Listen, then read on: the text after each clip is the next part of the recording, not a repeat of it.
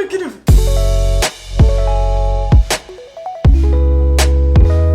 Shark recently came out with their new multi-styler, the Shark Flex Fusion, so let's see how it compares to its biggest competitor, the Dyson Airwrap. So let's start with the basics. The Dyson Airwrap retails for about $600. This is not their newest version, the Dyson Airwrap ID, and the Shark Flex Fusion retails anywhere from $350 to $400, depending on how many accessories you want to get with it. The Dyson is a lot more widely available, primarily I think because it has been on the market for a bit longer than the Shark Flex Fusion. This one literally just came out a couple of months ago. For example, here in Czechia where I live, you cannot get this tool just yet. I had to order this one from the UK. The Dyson Airwrap also comes in a lot of different color combinations, whereas the Shark Flex Fusion unfortunately only comes in 2 color variations. This is the pink version, and there's also a metallic mist, I think it's called, which is kind of more gray. With the Dyson Airwrap, there is a lot more support widely available and generally a lot more information about the styler and how to use it. Again, primarily likely because it's just been on the market for much longer than the Shark stylers. You can also download their own app, which has a lot of tutorials that you can follow along to create wonderful, gorgeous hairstyles. In terms of hardware, I can tell that the Shark one is definitely a little bit heavier than the Dyson one, and it's also a little bit longer, as you can see. I'm gonna try to take the attachment off to see if that makes any difference, because the brush head itself is really heavy. Without the heads, I would say that they are about the same, but the Dyson might be a little bit heavier. One thing about the Shark I should mention, first of all, this is what the plug looks like. It is a very chunky boy. The Dyson Airwrap doesn't really have that. It has this little box here, but it has a regular plug. The reason the Shark has that is because of the straightener attachment, because I do actually have the Dyson Airstraight, and that one has a similar power outlet to the Shark Flex Fusion. It's actually even bigger than that.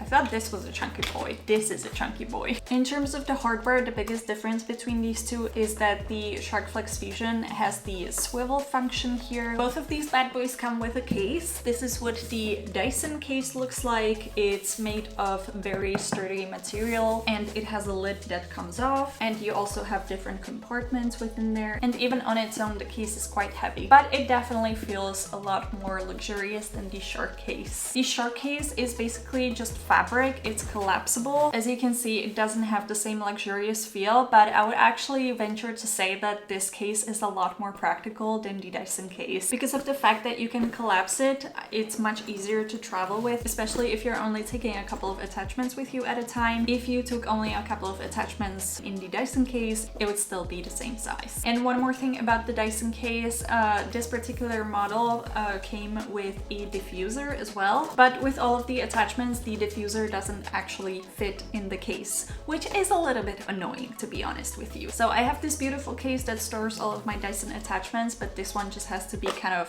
forgotten somewhere else. The Shark Flex Fusion also comes with a diffuser attachment, but it does actually fit into the case, so that's another reason that I actually prefer the Shark case a little bit better. And as you can see, it has compartments here as well, so that things don't just kind of float around. This is the first pocket, and there's a second pocket on the other side. This one doesn't have compartments on this side, but it does have this little mesh on this side over here. This is obviously going to depend on the specific model of the Dyson Airwrap or the Shark Flex Fusion that you're gonna get, but both of mine come with a round brush attachment. They both come with curling attachments. As you can see, I've got 2 curling ones for each device, but for the Shark Flex Fusion, I've got 2 curling ones because one of them faces left and the other one faces right. Whereas the Dyson curling ones differ in their diameter. You can see that this one is a little bit wider than this one, and the Dyson attachments actually switch direction just by turning this little knob over here. So that's definitely something that the Dyson Airwrap has done right. I have to say that whenever I curl my hair with the Shark Flex Fusion, I do find it annoying to have to switch the attachments. It's probably a matter of getting used to, but it just is easier to use one attachment for both directions. And they both come with a diffuser, as I showed you. The way they differ is that Dyson comes with a flat brush attachment that the Shark doesn't have, and it also comes with the Coanda smoothing dryer.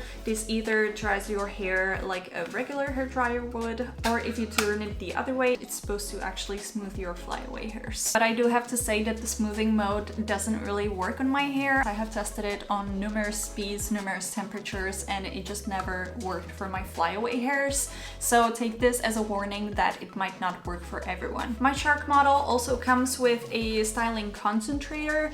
To be honest with you, I don't think this one is super useful. Whenever I had the need to use a styling concentrator on my old hair dryer, it would be if I wanted to basically use it with a round brush. But here you have a round brush as a standalone attachment, so I've never used this and I don't think I will ever use it. And of course, the biggest difference between these two is the straightening attachment that comes with the Shark Flex Fusion. This is actually the reason that I bought the Shark Flex Fusion and why I was interested in comparing it to the Dyson Airwrap, because I'm someone that wears their hair primarily straight. Another major difference between these two is that the Dyson Airwrap is supposed to be used on damp hair exclusively, whereas the Shark Flex Fusion actually has two modes on the styler, and it is the dry mode and the wet mode. So not only can you use it to style your washed hair, you can also use it to touch up your hair second day or third day, whatever. You might be thinking, okay, but what's the difference between the dry mode and the wet mode? I'm glad you asked. The difference is that when you're styling your hair wet, the temperature settings are actually lower than in dry mode. So the Dyson Airwrap is good enough to use on damp hair, but if you actually wanted to use it on dry hair, it wouldn't work as well, because you would need the temperature for styling dry hair to be a little bit hotter. I have personally tried styling my hair dry with the Dyson Airwrap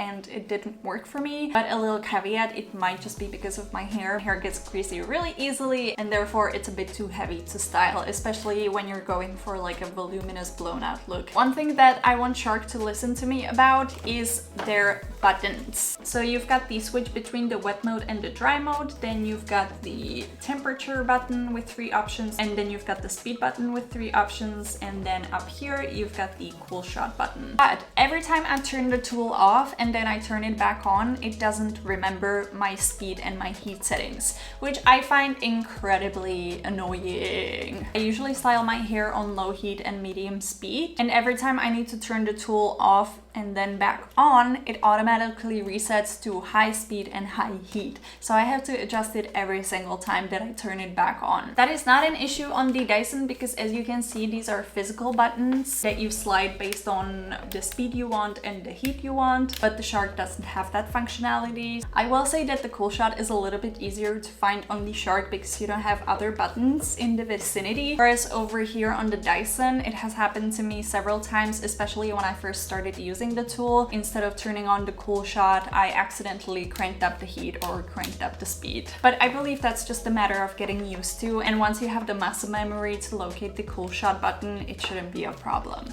I will say though on the Shark that since the cool shot is this low down, it's a little bit more difficult to maneuver the tool, especially when you have the heavy round brush attachment on there, because most of the weight is actually on this side of the brush, so having to hold the tool and the button at the same time can get a little bit awkward at times. One last thing about the cool shot, I will say that the Dyson cool shot is a little bit cooler than the Shark cool shot. The cool shot on the Shark feels more like the absence of warmth, if that makes sense, whereas on the Dyson it does actually feel like cold air is being blown onto your hair. The Shark styler is definitely a little bit louder, especially when you're using it with the flat iron attachment. I have also found that my hair catches between the attachment and the actual wand on the Shark styler from time to time in this little crevice over here. So I have to take conscious caution in order for that to not happen, because obviously when your hair does get stuck in this groove, you accidentally rip it out. So I will now do a side-by-side comparison on my hair. So let's start with the round brush.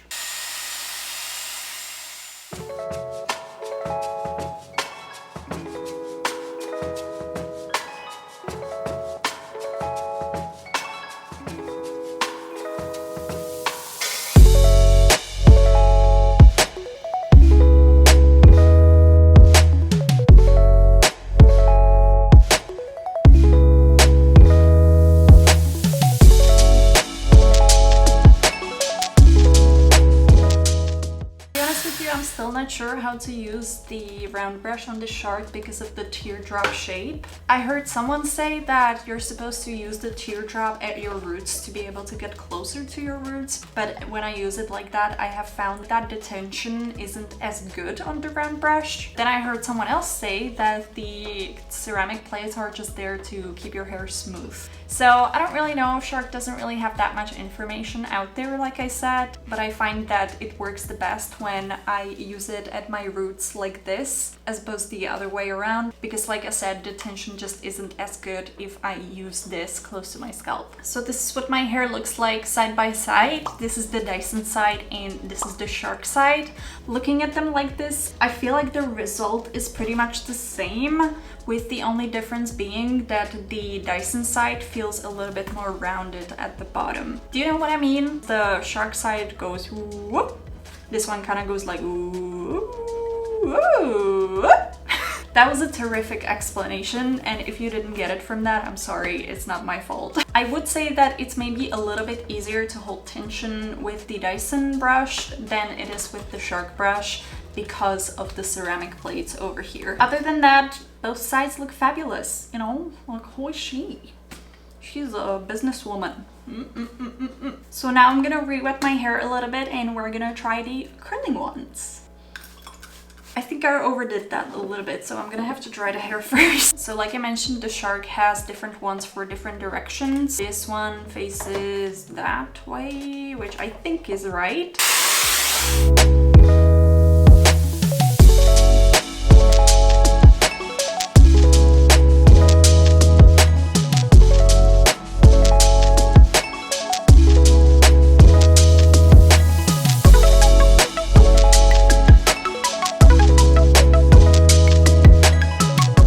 This is the Shark curl. Every time I've used the curling ones, I have noticed that the Shark curling ones don't really grab onto the hair as well as the Dyson does. I'm gonna hopefully show you that now so that you see what I mean. So I'm gonna try to use a similar diameter to the Shark curling one. It's probably gonna be the smaller one.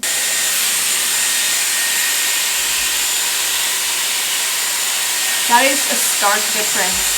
This one just grabs onto the hair immediately. Can't even compare. Oh boy, that's user error. Here we go. So hopefully you were able to see that the Dyson wand grabbed onto my hair a lot easier, especially with the ends on the Shark. I feel like it struggles with that sometimes, especially when they're a little bit more on the damp side. So I'm gonna let this cool for a bit and then I'm gonna show you the results in a minute. When it comes to the diffuser attachments, they are pretty similar. This one just has a star shape and this one has a round shape. So, you know, if you're feeling fancy like a little star, which you are, the only difference here is the way that they sit on the style. So on the Dyson, it's a little bit angled to make it easier to diffuse your hair like this. But with the Shark, I feel like this is when the swivel function really comes in handy. I also just noticed that it has two settings over here.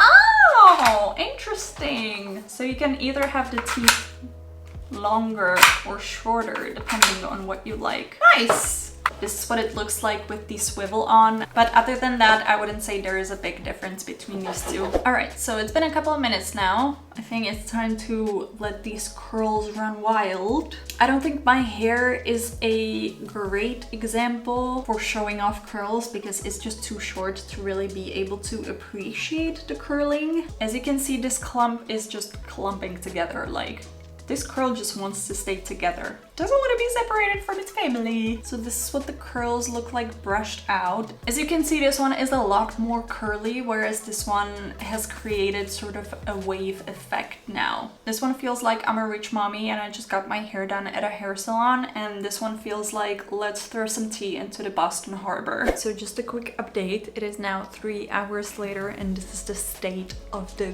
curls. As you can see, this one has fallen down quite a lot, but it's looking very demure, very cutesy. This one is still curling, still refusing to separate, still living its best life.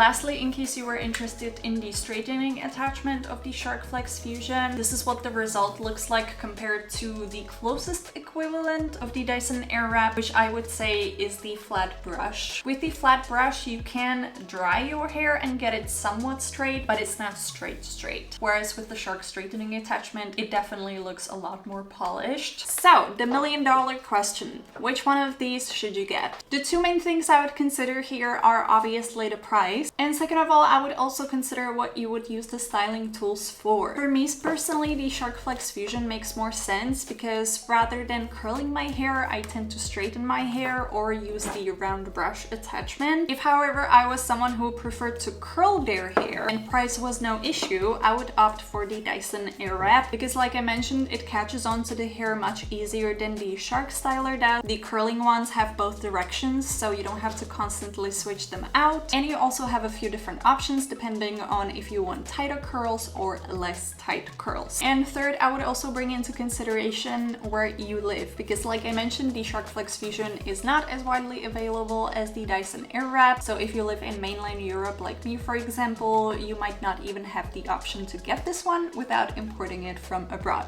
Not yet anyways, hopefully Shark will change that. Other than that, except for the button quirks that I mentioned on the Shark, I would say that these two tools are very similar. So what do you think? Which one would you go for? Let me know down in the comments. Thank you so much for watching. Let me know if you have any questions down in the comments below, and I hope to see you in my next one. Bye!